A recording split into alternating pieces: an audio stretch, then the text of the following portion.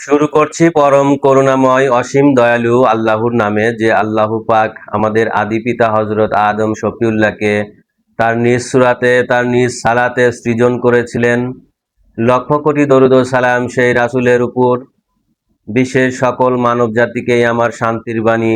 আসসালামু আলাইকুম ওয়া রাহমাতুল্লাহি ওয়া বারাকাতুহু। আজকের আলোচনা নারী ও পুরুষের সৃজন রহস্য এবং সৃষ্টি রহস্য, এবং আরও জানতে পারবেন কোন সময় নারী পুরুষ মিলন করলে কখন ছেলে বাচ্চা হবে, কখন মেয়ে বাচ্চা হবে।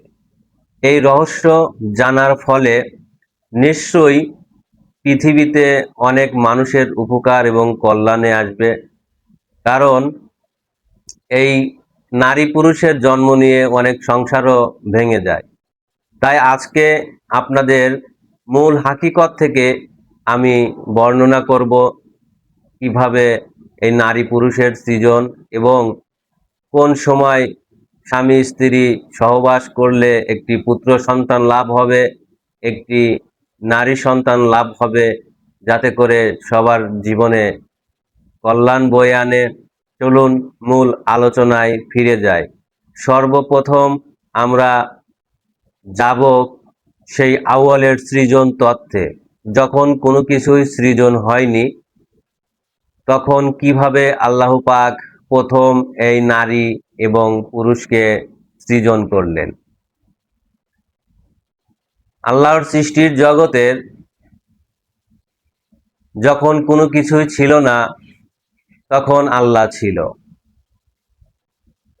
আল্লাহ ছিল নূর আকারে। আল্লাহর যে সত্য মালিকানা, সেটি একটি নূর, একটি জীবন।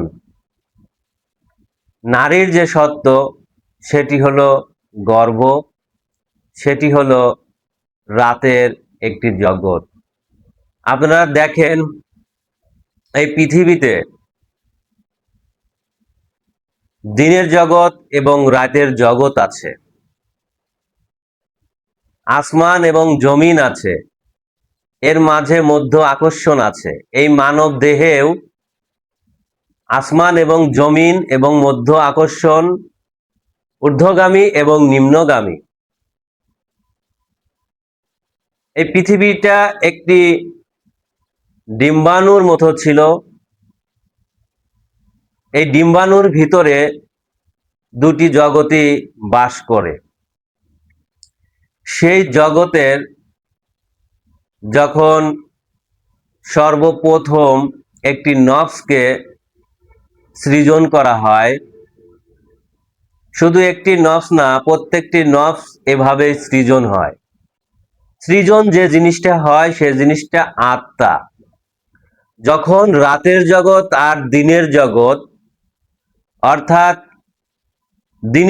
দিনের সত্য, দিনের যে জগৎ, সেটি একটি মাত্র নুরি সত্য, সেটা সূর্য সত্য, পুরুষ সত্য।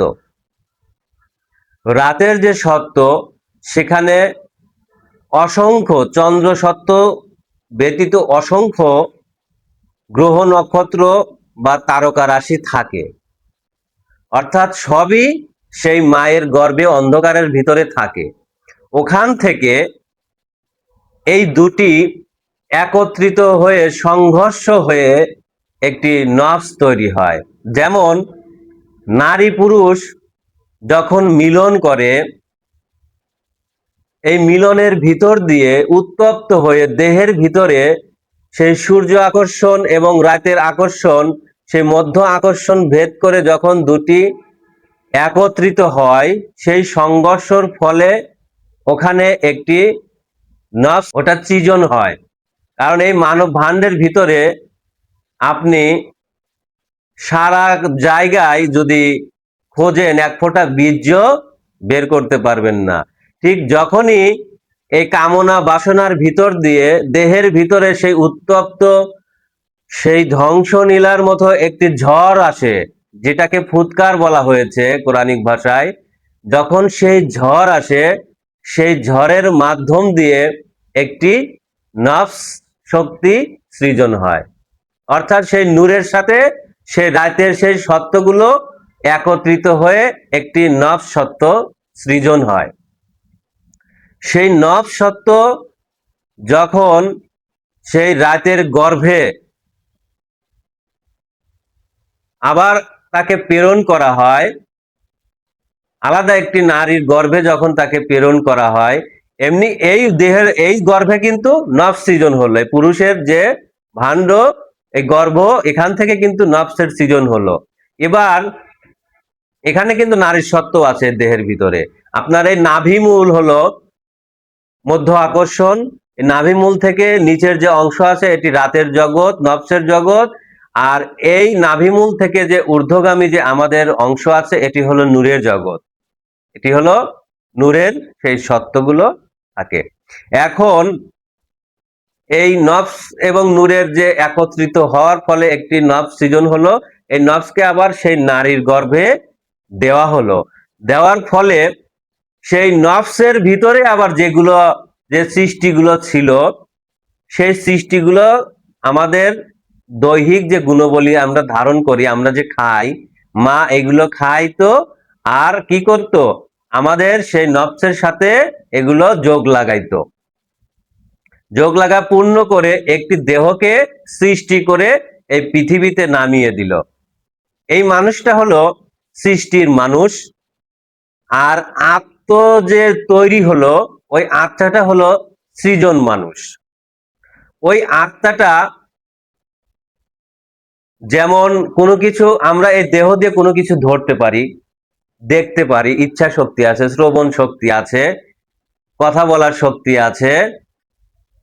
এই দেহর যেরকম কাজ, সেই আত্মা হুবহুব এরকম তার কাজ আছে। ওই আত্মা বা সৃজন জগৎ হলো জান্নাতি জগৎ। আরো পরিষ্কার করে দিচ্ছি, আমাদের এই দেহভাণ্ড হলো সৃষ্টি। এই সৃষ্টির জন্ম ক্ষণস্থায়ী, এটা মুক্তির জন্য দেওয়া হয়। কারণ এই দেহকে যদি আমার মা যদি বেষ্টনী করে না দেয়, তাহলে এখানে কোনো সৃষ্টির মুক্তি ঘটবে না। কারণ সৃষ্টিরা মুক্তি নেয় এই মানবে এসে, আর এই মানবের মুক্তি হয় পরমে। তাহলে আমাদের মা আমাদেরকে মুক্তি করে দিয়েছে ক্ষণস্থায়ী এই জীবনে, সৃজন তথ্যের ভিতর দিয়ে, আল্লাহ সত্যের ভিতর দিয়ে আমরা এই মানব জীবনে এসে পৌঁছেছি নিজেকে মুক্তি করবো জন্য। নিজের মুক্তি করার জন্য আমাদেরকে সেই সৃজন সত্তা বা আমাদের সেই আত্মার কাছে আমাদেরকে যেতে হবে।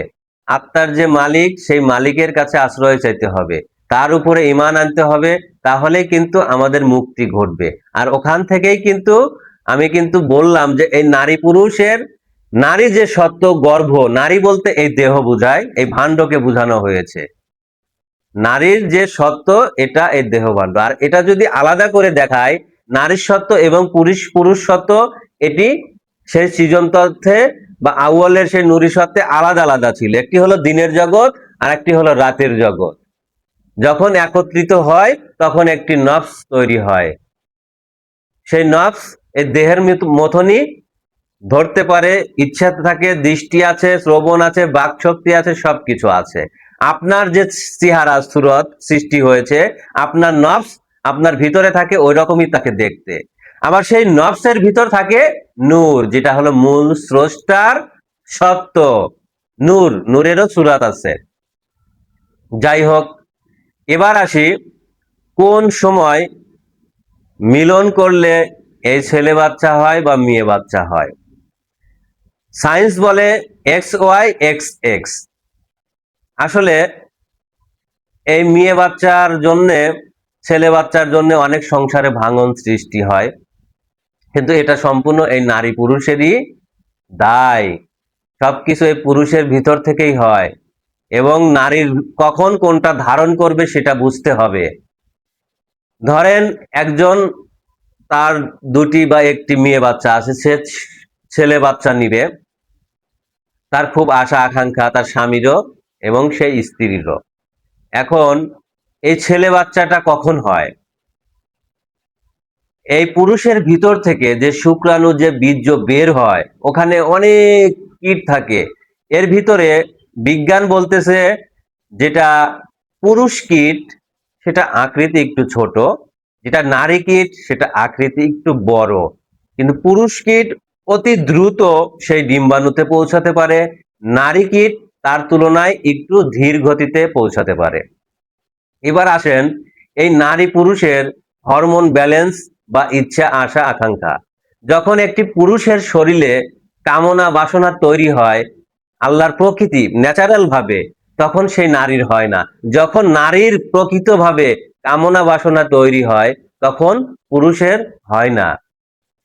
যখন পুরুষের টেস্টোস্টেরন হরমোন লেভেলটা বাড়ে তখন নারীর সেই নারীত্ব যে হরমোন, ইস্ট্রোজেন হরমোন বলে না যেটা বল, সেটা কমতে থাকে। যেমন আমি যদি এটাকে সময়ের দিকে ভাগ করি তাহলে পুরুষের সন্ধ্যা থেকে রাত 12টা অবধি তার টেস্টোস্টেরন লেভেলটা কম থাকে, তার কামনা বাসনা উত্তেজনা কম থাকে। এই সময়টা নারীর বেশি থাকে, নারীর ভিতরে উত্তপ্ত এবং কামনা বাসনা ইচ্ছা শক্তিটা বেশি থাকে। ঠিক এই সময় যদি কোনো স্বামী স্ত্রী মিলন করে, সেই স্ত্রী যদি সুস্থ থাকে, পুরুষ যদি সুস্থ থাকে, যদি মিলন করে, নারীর ভিতরে যদি ইচ্ছা শক্তি বেশি থাকে, তাপ বেশি থাকে, এখানে তাপেরও বিষয় রয়েছে, তার শরীরের শক্তিরও বিষয় রয়েছে। যদি নারীর শরীরে সেই তাপ বেশি থাকে, তারা বুঝবেন আমি যে কথাগুলো বলতেছি এটা স্বামী স্ত্রী মিলে এটা আপনারা বিচার বিশ্লেষণ করবেন এবং কখন আপনার পার্টনারের সাথে আলোচনা করে নেবেন। যখন স্ত্রীর সেই শরীরে তাপ বেশি থাকবে তখন আপনারা মিলিত হবেন। তখন যদি স্বামী স্ত্রী মিলিত হয়, তখন স্বামীর যদি ইচ্ছা শক্তি বা কামনা বাসনা যদি নাও থাকে তবুও কিন্তু সে মিলন করতে পারবে এবং তার ভিতর থেকে সেই শুক্রাণুও কিন্তু বের হবে। ঠিক ওই সময় যদি মিলন করা হয় তাহলে পুরুষের যে শুক্রাণু কীটটা যেটা দ্রুত দৌড়ায় ও ডিম্বাণুতে বা সে জরায়ুতে কম সময় টিকে থাকে, সে তার স্পিড এত কিন্তু সে অল্প সময় ওখানে বেঁচে থাকে বা টিকে থাকে, তাকে দ্রুত সেই ডিম্বাণুতে ধারণ করতে হয়।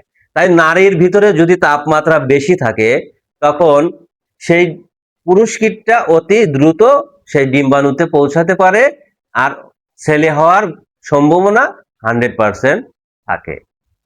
এবার আসি মেয়ে। রাত 12টার পর থেকে পুরুষের টেস্টোস্টেরন হরমোন লেভেলটা বাড়তে থাকে, কামনা বাসনা এবং লিঙ্গ উত্থানজনিত বিষয়টাও বাড়তে থাকে। ঠিক ওই সময় নারীর আবার কমতে থাকে। আর শেষ রাত্রের দিকে পুরুষের হরমোন বাড়ে, নারীর হরমোন কমে, ইচ্ছা শক্তি কমে যায়, তার ভিতরে তাপমাত্রা কমে যায়।